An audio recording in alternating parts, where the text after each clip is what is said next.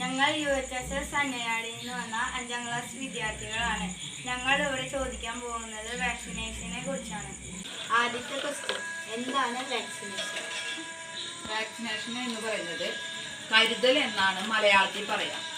പലതരത്തിലുള്ള രോഗങ്ങൾ, ഓരോ രാജ്യത്തും വ്യത്യസ്തമായ രോഗങ്ങൾ ഉണ്ടാവും. ആ രാജ്യത്തിൻ്റെ ഓരോ റൂൾസ് അനുസരിച്ച് നമ്മൾ കൊടുക്കുന്ന ഇഞ്ചക്ഷനുകളാണ് വാക്സിനേഷൻ. ഇഞ്ചക്ഷനുകളും പിന്നെ വൈറ്റമിൻസും കൊടുക്കുന്നുണ്ട്. അതാണ് വാക്സിനേഷൻ. അതായത് പലതരത്തിൽ വരുന്ന വലിയ രോഗങ്ങൾ, ചെറിയതല്ല വലിയ രോഗങ്ങൾക്ക് കരുതൽ ഉണ്ടാകുന്നതിനെയാണ് നമ്മൾ ഒരു വാക്സിനേഷൻ കൊടുക്കുന്നത്. വാക്സിനേഷൻ എടുത്തില്ലെങ്കിൽ എന്തെങ്കിലും പ്രശ്നമുണ്ടോ? സാധാരണഗതിയിൽ വാക്സിനേഷൻ എടുത്തില്ലെങ്കിൽ ഉണ്ടാവുന്ന പ്രശ്നം എന്ന് പറഞ്ഞാൽ ഈ രോഗം വരുമ്പോൾ അതിൻ്റെ മൂർധന്യാവസ്ഥയിൽ എത്തുക എന്നുള്ളതാണ്.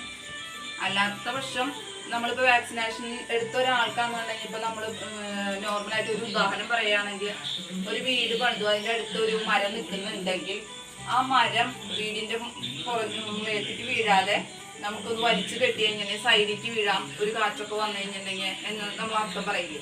അതുപോലെയാണ് വാക്സിനേഷൻ എടുത്ത ഒരാൾക്കാണെന്നുണ്ടെങ്കിൽ അതിൻ്റെ മൂർധന്യാവസ്ഥയിൽ എത്തില്ല രോഗങ്ങൾ.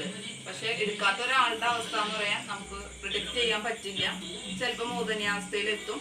അത് രോഗത്തിന്റെ കാഠിന്യം പോലെ ഇരിക്കും. മൂന്നാമത്തെ ക്വസ്റ്റ്യൻ, ഏത് സമയത്താണ് വാക്സിനേഷൻ എടുക്കേണ്ടത്? ഒരു കുട്ടി ജനിച്ച സമയം മുതൽ വാക്സിനേഷൻ നമ്മൾ സ്റ്റാർട്ട് ചെയ്യും.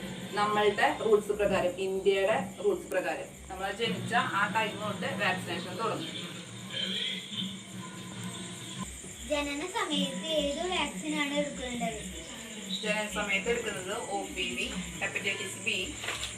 ഓപ്ഷണൽ വാക്സിൻസ് ഏതൊക്കെയാണ്? ഓപ്ഷണൽ വാക്സിൻസ് വരുന്നത് ഇപ്പോൾ നിലവിൽ വന്നേക്കുന്നത് ഇൻഫ്ലുവൻസ വാക്സിനാണ്. എടുക്കാനും പറയുന്നുണ്ട്. മെയിനായിട്ട് അത് വരുന്നത് നമുക്ക് എപ്പോഴും പനി വരിക, എപ്പോഴും അങ്ങനത്തെ അസുഖങ്ങൾ വരില്ലേ. കുട്ടികൾക്കായാലും മുതിർന്നവർക്കായാലും ഇടയ്ക്കിടയ്ക്ക് പനി വരിക. ഈ കോവിഡിന് ശേഷമാണ് അത് കൂടുതലായിട്ട് കണ്ടുവരുന്നത്. അപ്പോൾ ഇടയ്ക്കിടയ്ക്ക് പനി വരിക, അങ്ങനത്തെ ഇൻഫെക്ഷൻസ് കൂടുതൽ വരുന്നവർക്ക് ഇൻഫ്ലോ വാക്സിൻ അത് വർഷത്തിൽ ഒരു ദിവസമാണ് എടുക്കുന്നത്. കൃത്യം ആ ഓരോ വർഷത്തിൽ വന്ന് എടുക്കേണ്ടതാണ്. 16 വയസ്സിന് ശേഷം ഏതെങ്കിലും വാക്സിൻ എടുക്കാമോ? 16 വയസ്സിന് ശേഷം എന്തെങ്കിലും ആക്സിഡൻറ്റ് സംഭവിക്കുകയാണെങ്കിൽ നമ്മൾ TT മാത്രമേ എടുക്കാറുള്ളൂ.